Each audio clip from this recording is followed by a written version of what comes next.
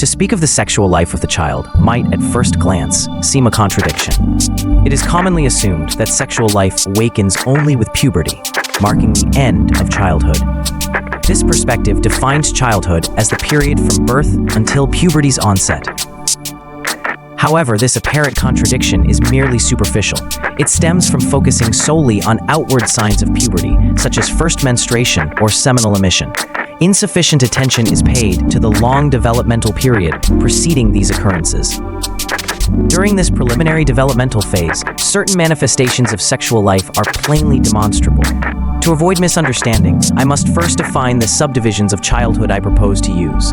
If we consider the 15th year as childhood's termination, we can divide it into two equal periods. The first period extends from birth to the completion of the 7th year, with the first year further distinguished as infancy. The second period spans from the beginning of the 8th to the end of the 14th year. These two periods comprise childhood in the narrower sense. The years immediately following the beginning of the 15th year I shall denote as the period of youth. Since the symptoms of youth differ gradually, not abruptly, from those of childhood proper, the early years of youth will often fall under our consideration. I shall refer to this as the third period of childhood. Thus, while childhood in the narrower sense includes only the first and second periods, childhood in the wider sense encompasses the third period as well. When I speak of childhood without qualification, I refer to the period before the 15th year. For practical convenience, I will use boy for males and girl for females across all these periods. This terminology does not imply fixed natural lines of demarcation. Individual variations are numerous, differing across races, within races, and between sexes. Childhood typically terminates earlier in females than in males, often by as much as 2 years among our own people. It is also crucial to clarify my use of the term puberty and associated terms like nubile or sexually mature. Much confusion surrounds these definitions. Some use puberty to denote a period, others a specific point in time. Similarly, nubile can refer to competence for procreation or the completion of sexual development, two very different notions. For instance, a 13-year-old girl who has begun menstruating may be capable of procreation, yet her sexual development may be far from complete. In this work, I shall define puberty as the period of life between the completion of sexual development and the extinction of sexual life. The process of attaining this state will be termed pubertal development. This development takes place very gradually and begins much earlier than commonly believed. In young girls, the first indications of pubertal development appear long before first menstruation, and in boys, long before the first seminal discharge.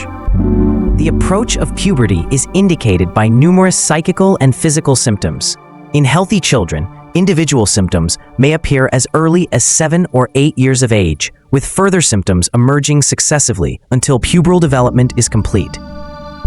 What methods are available for studying the sexual life of the child? We must consider 3: observation of children, experiment, and reports from individuals about their own experiences. Regarding the last, we must distinguish between accounts recalled long after the events and those given by children at the time of narration. Both types of clinical history are often defective. A child may be incompetent to describe sensations, especially in the earliest years.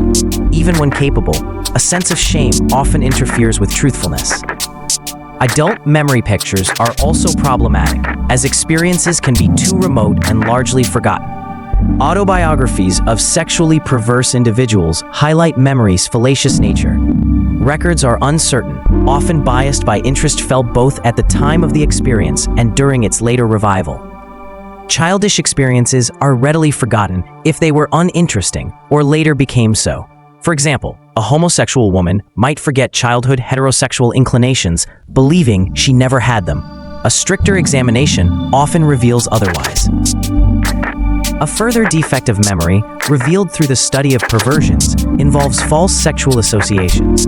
Processes entirely non-sexual in childhood can acquire a sexual tinge when revived in memory if they later became associated with sex feelings. Consider a homosexual man recalling pleasure from sitting on his uncle's knees as a boy. He might believe this pleasure was sexual, though in reality, it was likely non-sexual, perhaps from storytelling or playful movements. Nor is direct observation entirely sufficient for a clear picture of a child's sexual life. So little can be directly observed that, without reports, much would remain unknown. Once children gain even an obscure consciousness of sexual processes, they almost invariably try to conceal their knowledge. However, direct observation can be important, especially when children are unaware of being watched or do not yet fully understand the processes, making them less secretive. The third method, experiment, is available to us only in the form of castration. I need not elaborate on the inadequacy of this method, which is also almost exclusively applicable to males. Thus, all our investigative methods exhibit extensive lacunae and are often fallacious. We must endeavor to supplement each by the others to achieve results as free from error as possible. Guided by this approach, we learn that sexual incidents occur in childhood far more frequently than usually supposed. They are so common that they cannot escape the notice of any practicing physician or educationalist who pays attention, provided they enjoy the parents' confidence. Parents often know of such manifestations, but are prevented by false shame from seeking advice, fearing their child might be deemed deficient or from a degenerate family. We must also account for parental self-deception, where they willingly dismiss the matter as unimportant, believing symptoms will disappear spontaneously. Having briefly outlined terminology and methods, I propose to sketch the subject's history. Casual references to the sexual life of the child appear in older scientific literature. Interest became more general in the late 18th and early 19th centuries. Two works, Rousseau's Émile and Tissot's celebrated work, particularly attracted attention. Rousseau discussed parental conduct regarding awakening sexual life, aiming to delay it. Tissot depicted masturbation's dangers, though chiefly for adults, yet his book directed much attention to child sexuality. These works spurred many physicians and educationalists to study this area. Early authorities advocated sexual enlightenment to guide children away from sexual dangers. This movement, distinct from modern efforts focused on venereal diseases, aimed to prevent masturbation and other excesses due to their direct effect on the organism. Teachers and physicians of that era touched upon the subject, but cursorily. Instruction on sexual life typically focused on mature persons, not children's actual experiences. This also applies to physicians like Hufeland, who spoke of masturbation's dangers. Numerous medical books on pubertal development deserve mention, such as Marot's La Pubertà and Bacquet's La Puberté. Recent works on masturbation have also touched on child sexuality. Beyond these, older medical and anthropological literature contains observations relevant to our subject. We find reports of early sexual maturity, such as a girl menstruating at 4 or a 3-year-old boy exhibiting signs of maturity. Even older psychological works occasionally reference child sexuality, which is unsurprising given the empirical psychology of that day. Ramdor's Venus Urania, for instance, emphasizes the frequency of amatory sentiments in children. Works on the history of civilization also offer occasional references. The Knightly Code of Love, for example, states, "A man shall not practice love until he is fully grown." This admonition aimed to protect noble youth from unwholesome consequences, implying that immature persons' love affairs were a concern. Marriage laws, either sanctioning or forbidding child unions, further demonstrate this consideration. Child marriages remain frequent among many peoples today, and were sanctioned in many countries where they are now illegal. Works on prostitution also touch on our subject, with Parent Duchâtelet referring to girls becoming prostitutes at 12 or even 10. Ethnological works contribute to our knowledge by describing the early awakening of sexual activity in certain races. However, remarkably little material is found in works where we might expect a great deal, such as those on education and child psychology. While some educationalists participated in the sexual enlightenment movement, the general neglect of this crucial area by educators and psychologists is astounding. This gap in knowledge likely stems from a false notion of morality and defective powers of observation. Some material exists in zoology books, like Brem's, and recent comparative psychology works, such as Gruz's, which provides valuable information on love games in young animals. Autobiographies, biographies, and memoirs of celebrated persons also offer insights into premature amatory sentiments. Goethe, at 10, fell in love with a young Frenchwoman. Alfred de Musset, at 4, was passionately in love with a cousin. Dante, Canova, Alfieri, and Byron all experienced early love. Mobius recounts being enamored at 10, and Napoleon I, at 9, fell in love with his father's 30-year-old cousin.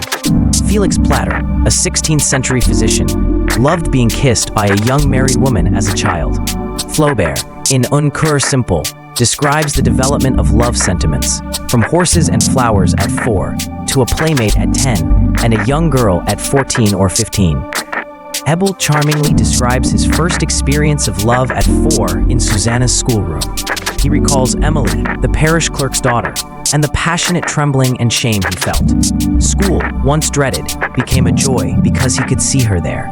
Sundays and holidays separating him from her were detested. In belletristic literature, we also find references to childhood love. Gruss cites Gottfried Keller's Romeo and Julia as a delicate example with a faint erotic element. The scene where the children count each other's teeth, culminating in them falling asleep together, illustrates this. Erotic literature, particularly pornographic works, also frequently selects this subject, as seen in Petronius Arbiter's Satyricon and Retief de la Bretonne's Anti-Justine. Some such literature even depicts improper practices between children and relatives. Recently, 2 fields of study have drawn attention to the sexual life of the child. The first concerns abnormal and perverse manifestations of sexual life, pioneered by Westphal and Kraft-Ebing. The second is the modern movement for sexual enlightenment. While the latter has offered few direct insights into child sexuality, it underscores the importance of careful investigation. Studies of abnormal sexual impulses, termed paradoxical sexual impulse, have documented cases where this impulse manifests at ages where it is normally absent, such as childhood. Kraft-Ebing, Ferry, Fuchs, Palafy, and Lombroso have reported many such cases. Other works arising from a recently awakened interest in sexual life include those on puberty, the psychology of love, and prostitution. Montagazza's Physiologia dell'amore emphasizes childhood love manifestations. Works on offenses against morality have also enriched our knowledge. It might seem that the literature on the sexual life of the child is voluminous, but this is not truly the case. This important question is almost always handled casually or cursorily. A thorough presentation of the subject has, to my knowledge, not yet been attempted.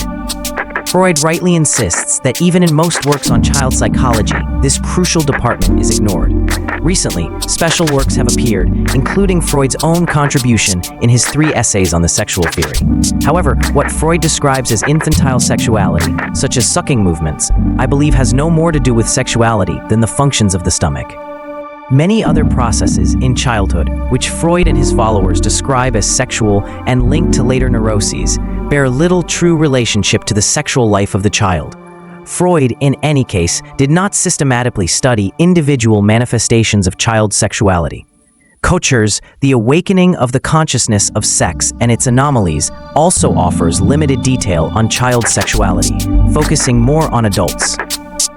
An elaborate study, a preliminary study of the emotion of love between the sexes by Sanford Bell in the American Journal of Psychology, 1902, devotes much attention to love sentiments in childhood. Bell discusses only heterosexual, qualitatively normal inclinations and psychological aspects, leaving genital processes and many other points untouched. Nevertheless, it is a rich paper. The same must be said of the English investigator Havelock Ellis, whom I consider a leader in sexual psychology and pathology. His studies in the psychology of sex contains numerous observations relating to childhood, with the biographies in the 3rd volume being especially valuable. A valuable source of data exists in unpublished diaries, autobiographies, and albums, inaccessible to the general public. I have studied several such records and believe they contain invaluable hidden material. These records include both living persons and older unpublished documents, often kept private due to family interest or personal intention. Generally, however, this research area has received little scientific attention. I know of no comprehensive studies intended to illuminate every aspect of the sexual life of the child.